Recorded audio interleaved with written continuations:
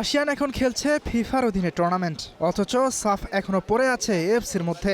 ASEAN পারলে সাফ কেন পারছে না? সংস্থাটির সাধারণ সম্পাদক পুরুষোত্তম ক্যাটেল জানালেন, সাফও চেষ্টা করছে ফিফার অধীনেই টুর্নামেন্ট আয়োজনের।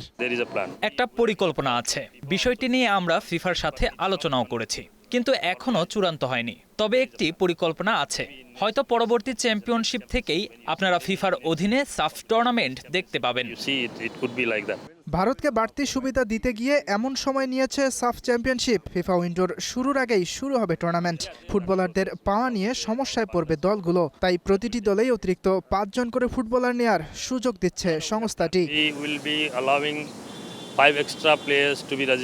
সাফের অন্যান্য আসরগুলোতে দক্ষিণ এশিয়ার বাইরে থেকেও অতিথি দল খেলার সুযোগ দেয়া হয়, তবে এবার তা নেই। তবে সাফে প্রথমবার যুক্ত হতে পারে ভিএআর।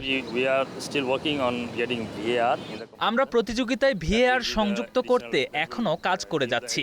এটাই হবে এমন একটা বিষয় যা প্রতিযোগিতাকে বাড়তি মূল্য দেবে, কারণ এই প্রথম দক্ষিণ এশিয়া অঞ্চলে আমরা ভিএআর ব্যবহার করতে যাচ্ছি। এবার নতুন ট্রফি তৈরি করা আছে, আমরা একটা ট্রফি উন্মোচন প্রোগ্রামও করব। ফুটবল নিয়ে বাংলাদেশের ফ্যানদের অনেক বেশি আগ্রহ, তাই এবারের সাফ চ্যাম্পিয়নশিপ বিগত বছরগুলোর তুলনায় অনেক বেশি উত্তাপ ছড়াবে আশা সাফের সাধারণ সম্পাদকের। ইয়াসির আরাফাত সবুজ, স্টার প্লে, ঢাকা।